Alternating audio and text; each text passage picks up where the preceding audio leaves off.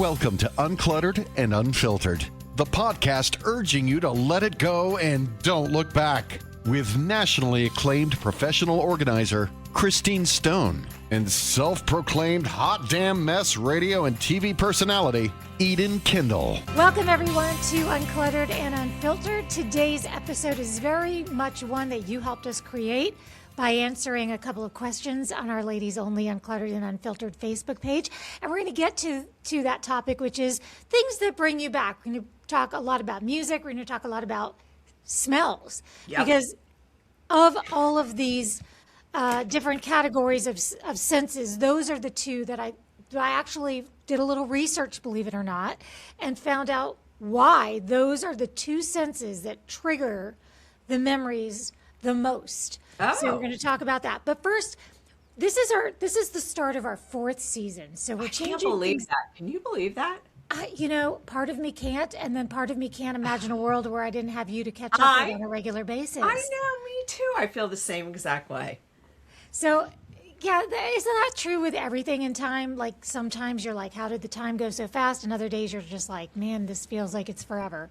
Yes. So I feel like it's very much that way. But anyway, that being said, we're going to start segmenting these episodes in that we're going to start off with a segment that we call What's on Our Radar, which is where we can talk about things that we've been noticing, things that maybe are pop culture references that may not hold up if you're hearing this, a year after it was recorded.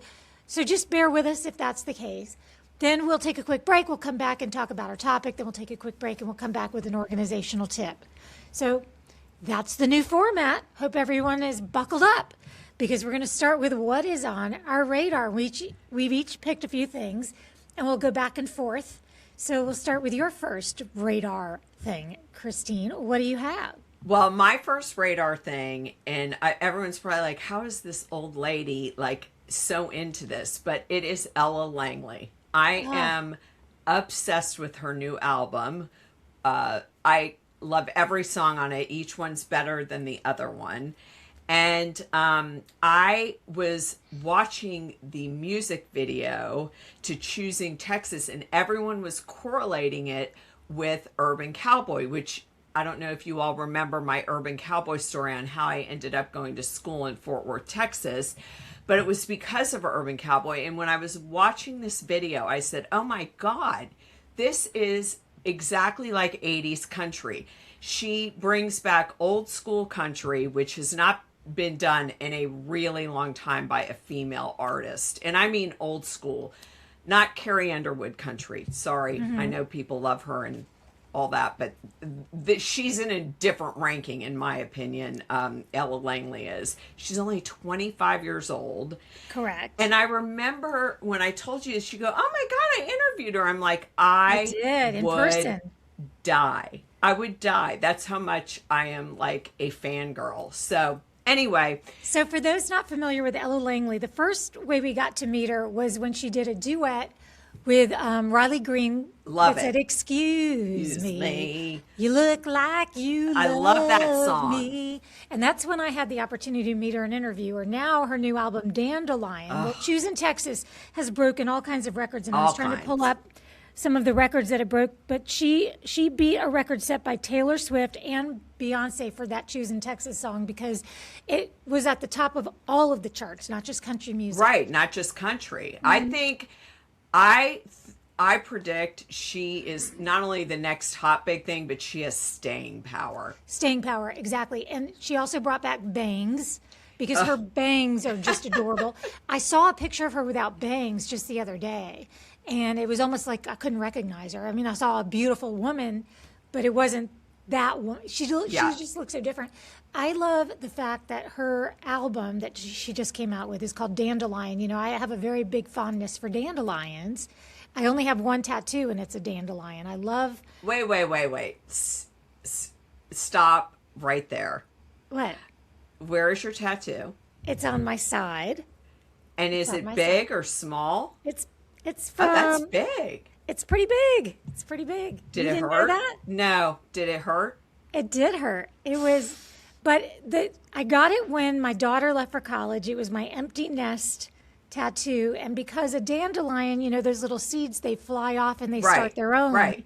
So I have two, it's a dandelion with two of the seeds blowing off of it. Oh my And those gosh. are my kids. Oh, so you must really love this album. I love this I album. mean, And I yeah. love the song Dandelion. It kind of has a little different theme. It's more about it being a wild flower, but I really love it. And Well, I love her. So Ella Langley, if you're not familiar, she's one of the things on Chris's radar. Oh yeah, and all the guys are called Ella Fellas. I think that's the cutest didn't know thing. that. Oh, there's guys of all ages that are going on doing videos of them dancing and singing to her music, and they're called Ella Fellas. And I just Love think it. the whole thing is so cute. So I told my daughter, because she lives in the state of Tennessee, I have to see Ella Langley. And she's like, you and everybody else, Mom. Yep, exactly. So anyway. Exactly. So what's on yours? Okay, so I have several things, but in the entertainment world, there are a couple of different shows that we have been binging, but one that we found, and it actually is not new. It's 6 seasons long, and it's on PBS, believe it or not. Ooh. And it's called Miss Scarlet and the Duke. And I'm a big Downton Abbey kind of person. I love the Gilded Age, those kinds of Me too. I love the historical Gilded dramas. Age.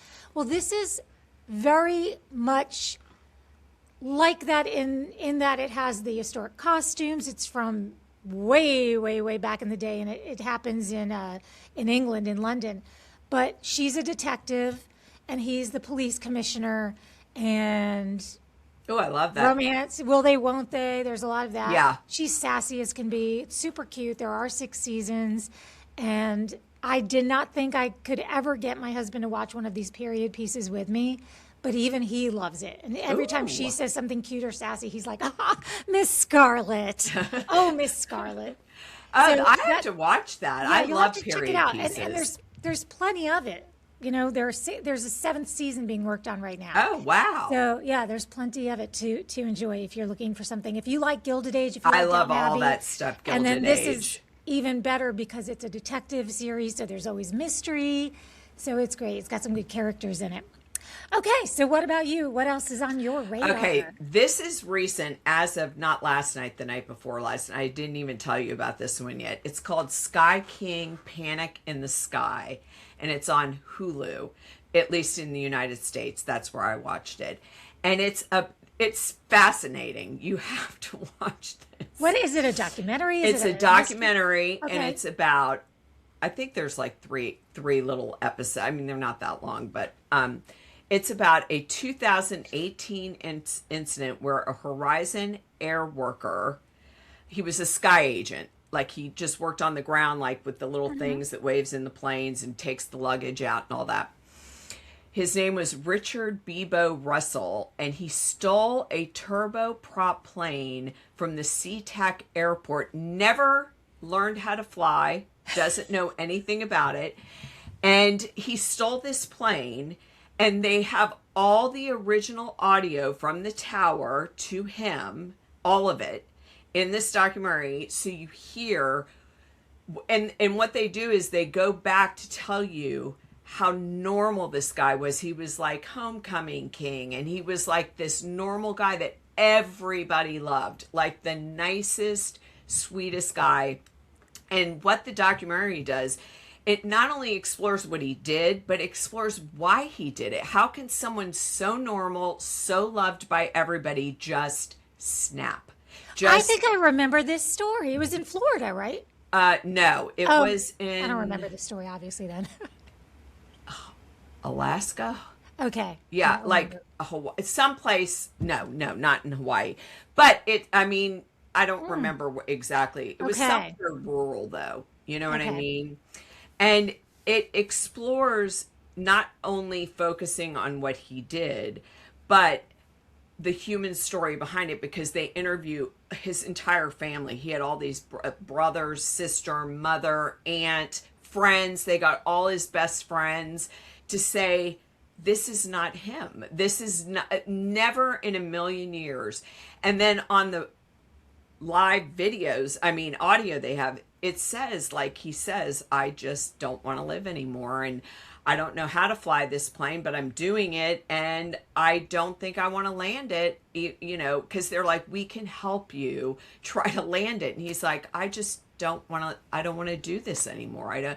It was so good, so sad, because they didn't just focus on this crazy guy stealing this airplane. Like, something went terribly wrong in his life that nobody picked up on. So It was really good. So my husband and I watched that, and it was amazing to see that this guy could fly an airplane without ever learning to fly an airplane. Wow. And to steal it. Can you imagine? There goes the guy. I cannot imagine. I simply can't. Yeah.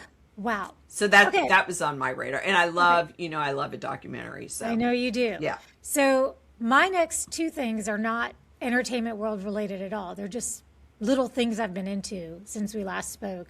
And I don't know why I got back into this habit. It's not a great habit, but it's not going to kill me. I mean, there will be things that will kill me far before this ever does. Now I'm nervous. The crispy Diet Coke. Have you really good, sharp, that's so funny you've been saying this. yummy Diet Coke. I mean, I know that the kids sometimes now are calling Diet Cokes fridge cigarettes, refrigerator cigarettes, because it's just not great for you, but you just can't help it. But lately, I don't know, I just feel like more than I care to admit, I've been stopping on my way home and going through a drive-through for a crispy Diet Coke on ice, and not Coke Zero, which I know everyone likes better. I like the Diet Last Coke. July, I started doing that, and I didn't tell anyone. It was like I was hiding crack cocaine or something. Like, I would throw the thing underneath a big pile of stuff in the garbage so no one could see that I went and got a Diet Coke. I haven't had Diet Coke in, I would say, 20 years. I'm not joking. Like, I used to drink it all the time and then just quit. Same thing. Same. And I quit when they're like, you can clean your toilet with Diet Coke, and there's cleans it perfectly. And I'm like, I don't think I should be drinking something that can clean a toilet bowl. But anyway, 6 months ago, last July, I'll never forget, I started drinking Diet Coke again, but no one knew. No one. Nobody. Not one person. And then, almost like a confessional, I was in the car with my daughter. I go, I have something to confess. And she goes, what? I go, I'm ashamed. I'm really ashamed. And she goes, what? I go, I started drinking Diet Coke and I've been hiding it. And she's like, I can't believe you're drinking, like, gave me grief about it. And I was like, I told you because I wanted to feel better about it, and you're making me feel worse. There is nothing like a Diet Coke for me from a Gate gas station. But anyway. But do you like it on ice, or do you want crunchy ice? Crunchy ice. The crunchy ice. Yes. Or in a pinch, and see, I did go through a phase when I had my hysterectomy many years ago, and I was on pain medication, which made me nauseous. So the only thing that would take that away was a Diet Dr. Pepper. Ooh, I love Dr. out of the Pepper bottle too. with that psh, Yeah. when you opened it. So it was super sharp, like really sharp. Yeah. And so I kind of got into that for a while, then I started getting away from it.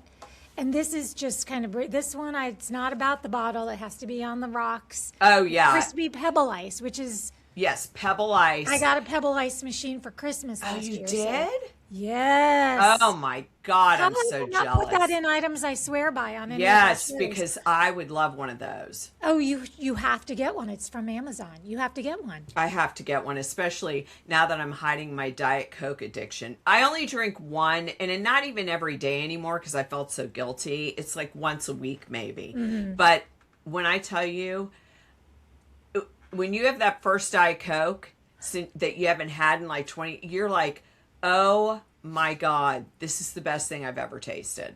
I mean, honestly. There's just something about it. Yeah. I don't know what it is. That's so funny you brought that up. Okay, do you have another radar I have thing? one last one, Okay. and you all know I don't read books. I'm not proud of it. I don't, quote, air quote, read books, Right, but you like- listen to books. Well, I Sometimes. actually listened to this book because my daughter was telling me how great of a book it was. And then I saw someone else talking about it going, oh my God, this is the best, book on the whole Bernie Madoff. His daughter-in-law, Stephanie Madoff Mack, wrote this book it's called The End of Normal. And it tells from before it happened, the whole crash, before they found out he would, what their life was like, what was going on, her husband's job with his dad, like everything, all the way to when they found out, the reactions, everything, like step by, she leaves not one thing out. And when I tell you not one thing out, not one thing out. Is this the wife of the son that took his life? Yes. Yes. Oh, Yes. wow. And She's got scoop. she's angry. Like, and Yeah, I kind bet. of like still really angry with Sure. her mother-in-law, still very angry with like his first wife, who he had 2 kids with prior, on how they were dealing with everything after her husband's death, on suicide, on what it did to her life. She had 2 kids with him, and one of them was like still a baby, so it was just devastating. And she just goes into such detail on even writing Bernie Madoff in prison to get it all off her chest on what a horrible person he was. And then he wrote her back like some nonchalant letter, like, you know, not even accepting really what he had done. And so I highly recommend it. I listened to the whole book in like literally 2 days. It was just so fascinating. Anyway, I also love anything like, I watch American Greed, anything where people are really greedy. It just fascinates me that you can do that to people. And I forgot you did tell me this was a book, so I went to go look at the documentary thinking, okay, well, I want to have this so we can chat about it. And my husband just randomly was watching it, so I assumed, oh, you know, must be on his radar because it's on Christine's radar. And so I started watching that, and I kind of got bored from it. But one of the things that he kept saying was Bernie Madoff himself, and this is no excuse, but he kept saying, hey, I was just playing off other people's greed. Yeah. You know, and yes, and because my husband and I had this whole conversation last night about it. I said, well, what if our guy that we love that handles our retirement funds and everything was doing really, really well? We might say, hey, here's some more. Right. Here's some more money. Here's some more money. Is that greed, or is that just wanting to be a part of something? I don't think it's greed. I mean, I think it's trusting somebody Right. with the most important thing, which is your retirement and your Right. financial livelihood that you're planning on retiring with down the road, or giving your kids inheritance, or whatever you want to say. I think that's why I'm fascinated by him. I think he's the most horrible person ever. And the book goes into the whole kind of lifestyle they were living before he got caught, just like how over the top it was with the houses and the yachts and the private jets, and you know what I mean? It was terrible. But she was really good, and she reads the book herself, so you really get that really emotional. Like, there's a few times where you hear like she's getting all choked up, especially when she talks about her husband's death. It's really, really sad. So anyway, that's on my radar. It was definitely a good listen to. I'd say read, but I didn't read it. Okay, so we're going to leave off there. I have a few things left, but we're recording 2 episodes today, so I'm going to save the rest of mine for our next episode, which right now, though, we're going to take a quick break. We're going to come back, and we're going to talk about those 2 senses that we have, our sense of smell and our sense of hearing where it comes to music, and how and why they trigger us so much. And what you guys are saying are some of the smells and some of the songs that really take you back. We're going to be right back.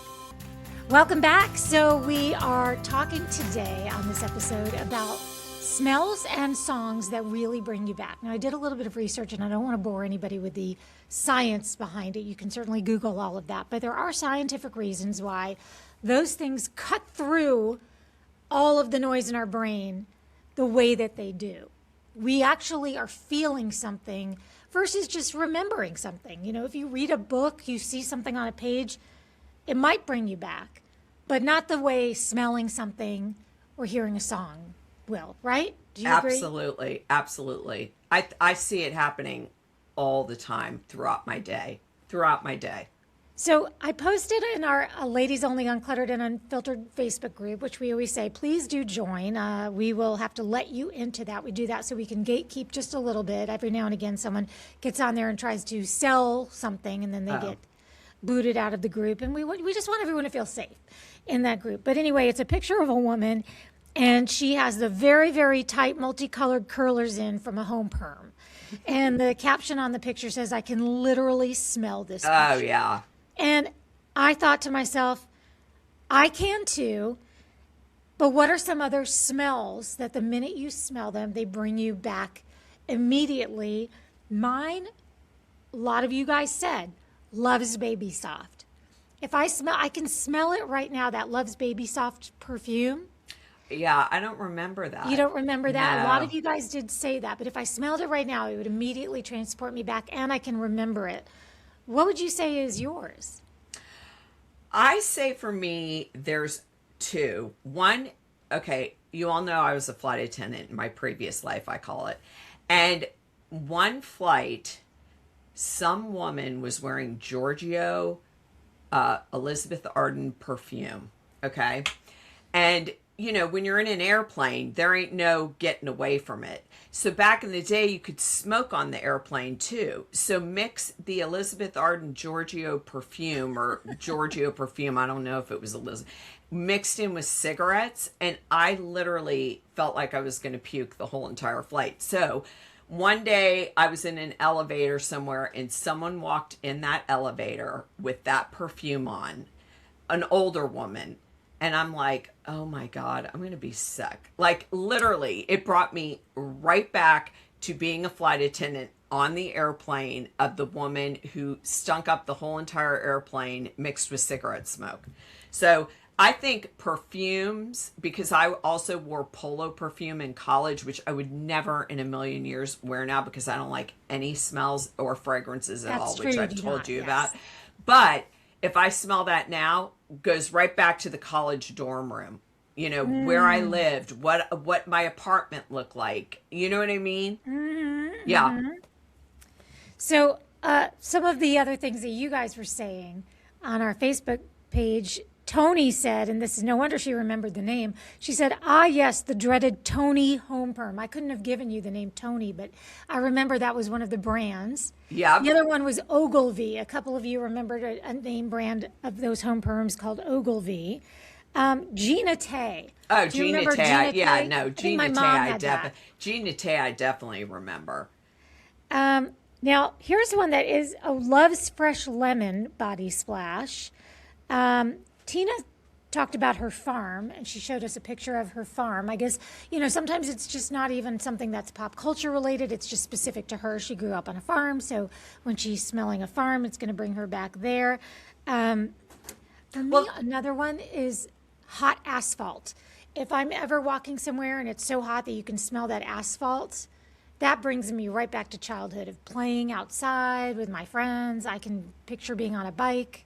Well, that's how I feel about fresh cut grass. Okay. Whenever I smell that, it reminds me of being at my grandparents' house in the summers and just the smell of someone mowing their lawn. It just smelled so good. I don't know why. It just smelled so outdoorsy and fresh. I agree. I think those type of smells. And Holly mentioned something along those lines as well because she said orange blossoms because she's from Central Florida. Right. And so orange blossoms in the air.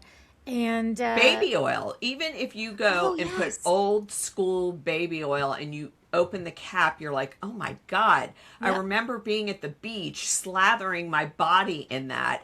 But you would never even use it now for it. You know what I mean? Of course, unless you're P. Diddy and you're having right. fruit parties. But yeah, that's so true. Actually, I have baby oil here in my office because we did a little project with it where we painted seashells because it makes them really shine. Oh. And just an FYI. Oh. And as soon as I opened it, it brought me back to those days in the 80s. Yep. Tanning on a silver blanket with baby oil, which is obviously the worst idea ever, but... Yeah. Well, and that's also how I feel about music. I feel like yesterday I was in the car and I Think I Love You by David Cassidy came on. And all of a sudden, and I knew we were doing this, I'm like, oh my God, I'm doing it. I'm like screaming in the car, dancing to it, going, I remember having that, my brother everybody was in love with him and like just screaming loudly in your bedroom to the music or with your brothers dancing around to this song. I'm like, it is weird how... If you ask me what I did last week, and I say this all the time, I could not tell you. but I can tell you what my bedroom looked like, what, anything that brings you back to a moment, what dress I was wearing, how my hair looked. I mean, immediately. Well, I could tell you every word to Rapper's Delight, and I'm not the only one who could do that, because on our Facebook page, one of you all, I'm going to find out who it was right now, said that was the song that just brings you back. It transports you. Yep. Then there are songs like that make me feel like I have to hurry up and get my roller skates laced up and get out on the floor. Things like, Michael Jackson. Yep. And Yep. Let Her In is one that comes on Sirius XM sometimes, the John You Travolta gotta song let her in. Oh yeah, totally. Rex Smith, we've talked about him before. It makes me feel angsty. Yeah, I mean, so angsty inside. You just remember exactly where you were when someone asked you to dance to a certain song. You're like, oh my God, I remember when he asked me to dance and I was dying to dance with him. And you know what I mean? Like it just immediately brings you back to a time in your life that just seems so much more carefree. There's a song by Styx, The Best of Times, and I get that sad feeling in my stomach that I got when I watched this girl Tracy and this guy Craig couple skate to it when I had a crush on Craig when I was in like 8th grade. You know what I'm saying? Like I remember the song I watched them couple skate to, and it brought me back to that feeling of like, I'm not good enough. I'm not cute enough. I'm telling She's you. so much better than me. I am telling you. And music will do that to us. Yes. I mean, anything.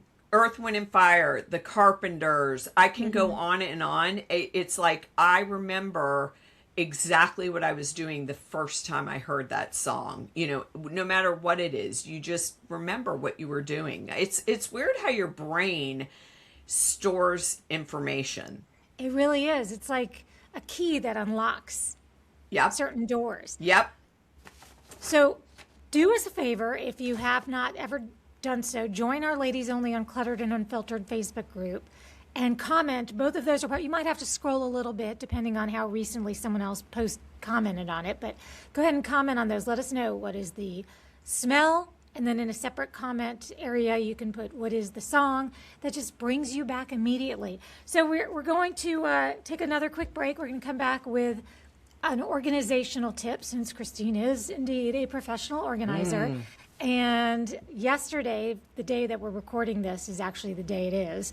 So I don't know why I said yesterday. Today, in real world time, is National Clean Out Your Medicine Cabinet Day. So that's going to be our topic when we come back. We'll be right back. Okay, we are back with our Can you imagine waiting 11 years to get screened for cancer? On average, people with mental health issues experience an 11-year delay between symptoms and seeking help, and close to 2/3 of mental illnesses go untreated. Hearts for Minds promotes healthy lives by promoting mental health education, facilitating early identification, and connecting people to treatment. Are you ready to learn more? Go to heartsforminds.org. Hearts, F-O-U-R, minds.org for more information and to learn how you can help. Final segment in this episode of Uncluttered and Unfiltered, and it is National Clean Out Your Medicine Cabinet Day today when we're recording this.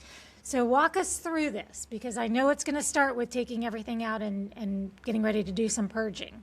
Yeah, I've been actually doing a lot of this with older clients as well, getting them more organized for, what they are actually taking and all the medicines they've kept that they never ever use. So, of course, whether it's a medicine cabinet, whether you have an area in your linen closet that you keep medications, in your bathroom in a drawer, it doesn't matter where you have it.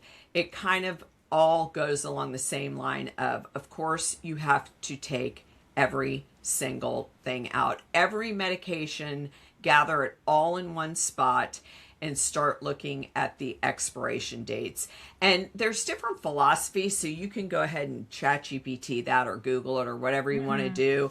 But one thing I can say is there are safe ways to dispose of medications, and you can ask your pharmacist. There's take back locations. There's different ways to get rid of prescription medication. So ask your pharmacy. They'll tell you exactly how to do that. And once you've gotten rid of all the medications that are old, expired, have a teeny tiny bit of cough syrup left in them, whatever it is, what you want to do is decide, okay, now I'm going to organize everything back to the way it hopefully will stay. And the first thing you want to do is make a list of what you got rid of that you need. So did you need more Band-Aids or Neosporin or whatever it is you need, regular cough medicine from the drugstore?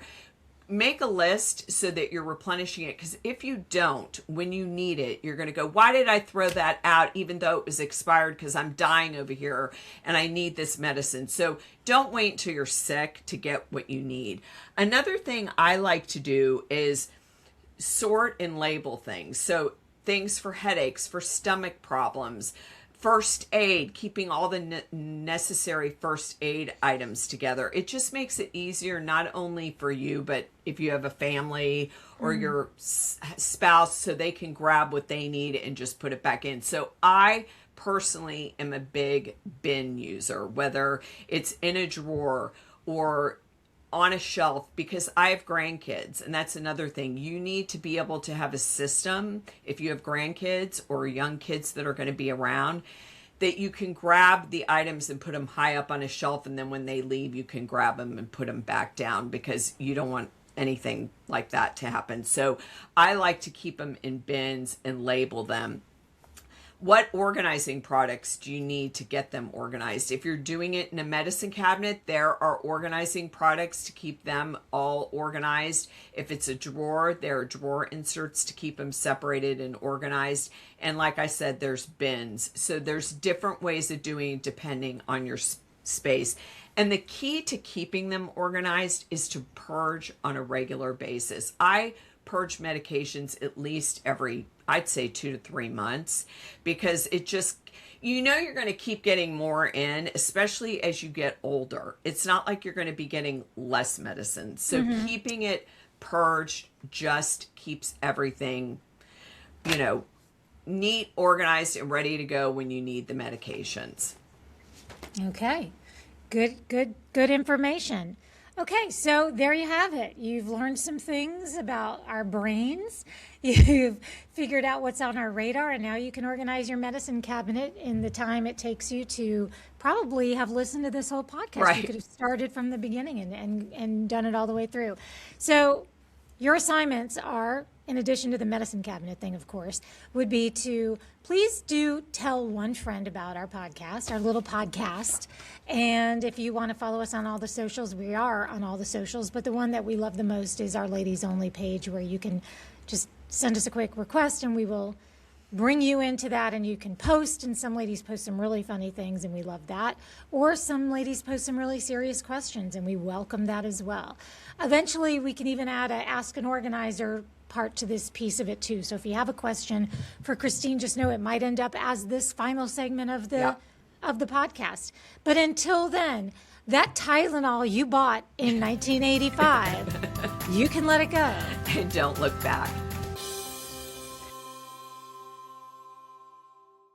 Can you imagine waiting 11 years to get screened for cancer?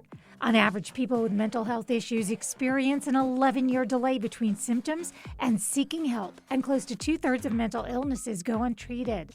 Hearts for Minds promotes healthy lives by promoting mental health education, facilitating early identification, and connecting people to treatment.